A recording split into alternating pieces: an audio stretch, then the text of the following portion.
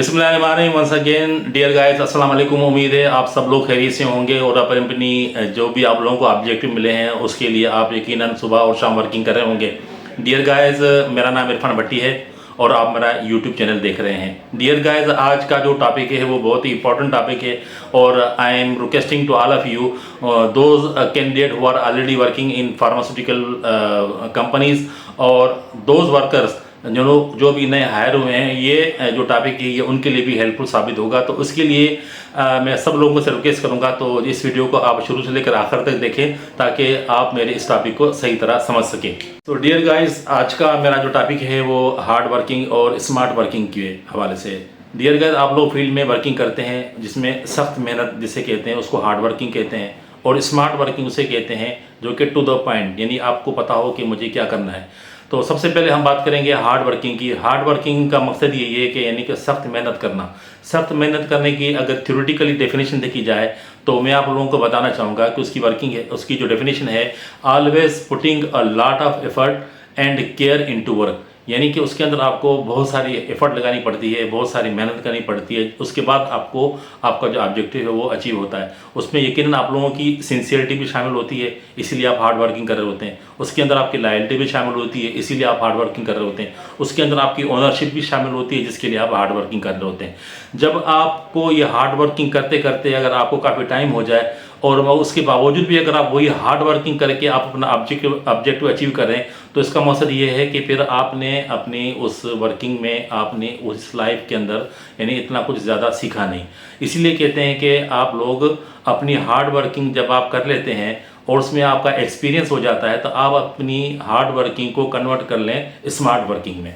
Smart working क्या होती है? स्मार्ट वर्किंग के लिए सिंपल एग्जांपल मैं आप लोगों को देना चाहूँगा कि आपको एक एरिया दिया गया, जो अलॉट किया गया एरिया वर्किंग करने के लिए, तो आप सबसे पहले उस अपने एरिया को आइडेंटिफाई करें। जो आपको कस्टमर दिए गए हैं उसमें से आप उनकी सिलेक्शन करें कि वो कौन से ऐसे कस्टमर हैं जो आपकी ए क्लास हैं, वो कौन से ऐसे कस्टमर हैं जो बी क्लास हैं, उसके बाद जो सी क्लास हैं। अब जो ए क्लास कस्टमर है आपके पास एटलीस्ट आपकी पूरी डॉक्टर लिस्ट के अंदर 20 to 25 कस्टमर ऐसे होने चाहिए जो कि आपके लॉयल कस्टमर हों। तो आज भी डियर गाइज फार्मास्यूटिकल फील्ड्स के अंदर 80 और 20% का फार्मूला जो है ना वो यूज़ होता है। इसका मकसद ये है कि आप अगर कहीं भी 80% एफर्ट्स करते हैं, जो आपको जो सेल्स रिजल्ट आपको आ रहे होते हैं वो 20% जो आपकी कस्टमर है उन्हीं से आ रही होती है। अगर आप सारे दिन में 10 से 15 कॉलें करते हैं तो उसमें आप खुद ही आइडेंटिफाई करें कि 10 से 15 डॉक्टर में कि 4 या 5 डॉक्टर ऐसे होंगे जो कि आपको रियल बिजनेस दे रहे होंगे। तो स्मार्ट वर्किंग करने का फ़ायदा ये है कि सबसे पहले आप उस वर्किंग की स्ट्रेटजी बनाएंगे। जब आप स्ट्रेटजी बनाएंगे तो उसके बाद उसका आपके ऊपर प्लान बनाना पड़ेगा।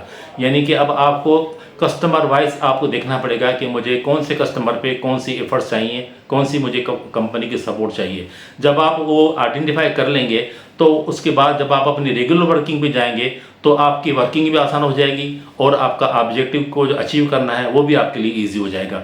तो आजकल जिस तरह हम इस फील्ड के अंदर आए थे तो उसमें हम जब डिटेलिंग की बात होती थी, चाहे वो मार्केट में अवेलेबल प्रोडक्ट हो या उसके अलावा कोई भी रिसर्च प्रोडक्ट हो, तो अगर हमें पूरे लिटरेचर की A to Z डिटेलिंग करनी पड़ती थी और उसके बाद डॉक्टर के प्रोडक्ट का डोज, उसके प्राइसेस और उस कॉम्पिटिटर नॉलेज सब हमें उसका पता होता था। मगर आजकल के दौर के अंदर क्योंकि बहुत सारी कंपनीज आ गई हैं और बहुत सारी प्रोडक्ट्स हैं, रिसर्च तो तकरीबन कम ही हो गई हैं, तो तकरीबन मी टू प्रोडक्ट मार्केट में अवेलेबल है, तो डॉक्टर भी ज़्यादा लंबी चौड़ी डिटेलिंग वो आपकी नहीं सुनता। तो उसमें ज़्यादातर हम यही कोशिश करते हैं कि डॉक्टर को प्रोडक्ट का नाम याद कराएं, उसका जो जेनरिक है और उसकी जो प्राइस है और जो डिफरेंट उसकी जो अपना प्रिपरेशंस हैं, उसके सिरप हैं, टैबलेट्स हैं, ड्रॉप्स हैं, जिस भी फॉर्म में वो अवेलेबल है वो हम उसको बताते हैं।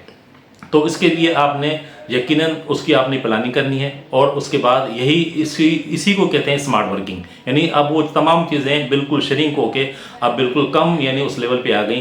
तो आपके पास अगर ये प्लानिंग अच्छी होगी, स्ट्रेटजी अच्छी होगी, तो आप अपनी वर्किंग के अंदर सुबह से लेकर शाम तक जब आप जाएंगे और स्मार्ट वर्किंग के तौर पे आप अपने कस्टमर्स से बिजनेस लेंगे तो आप मेंटली तौर पे भी पीसफुल रहेंगे और फिजिकली तौर पे भी आपको सुकून मिलेगा। तो डियर गाइस, कोशिश करें कि स्मार्ट वर्किंग करें और स्मार्ट वर्किंग से ही आप अपने ऑब्जेक्टिव को अचीव करें। अगर आपके पास 20 से 25 डॉक्टरों का पोल है जिनसे आपके अच्छे कॉन्टैक्ट हैं तो उसके लिए आप यकीनन आप अपने आप को एक स्ट्रांग, एक अच्छा वर्कर समझ सकते हैं। क्योंकि आप जहाँ भी जाएंगे वही 20 से 25 कस्टमर हैं जो आपको हर कंपनी में, जहाँ भी आप कोई भी कंपनी ज्वाइन करेंगे, किसी भी पोस्ट पे जाएंगे, वो आपको उसका बिजनेस लाजमी देंगे। तो डियर गाइस, ये मेरा जो आज का जो टॉपिक था hard working and smart working का, यकीनन आपको ये समझ में आया होगा। तो हार्ड वर्किंग बिल्कुल करें और उसके साथ साथ कोशिश करें कि स्मार्ट वर्किंग भी आ जाए, ताकि आपके ऑब्जेक्टिव अचीव करने में आपको आसानी हो जाए। तो मैं आखिर में उन तमाम लोगों से रिक्वेस्ट करूंगा कि जिन्होंने मेरे चैनल को सब्सक्राइब नहीं किया, काइंडली इसको सब्सक्राइब करें। अगर वीडियो अच्छी लगे तो एक लाइक भी मुझे कर दें, मुझे खुशी होगी, और आगे आप इसको शेयर भी करें। तो मेरे नेक्स्ट वीडियो तक आप मेरा इंतज़ार कीजिएगा। तब तक के लिए मैं आप लोगों से इजाज़त चाहूँगा। अल्लाह हाफिज़, और आप सब लोगों का अल्लाह ताला खुश रखे। Thank you.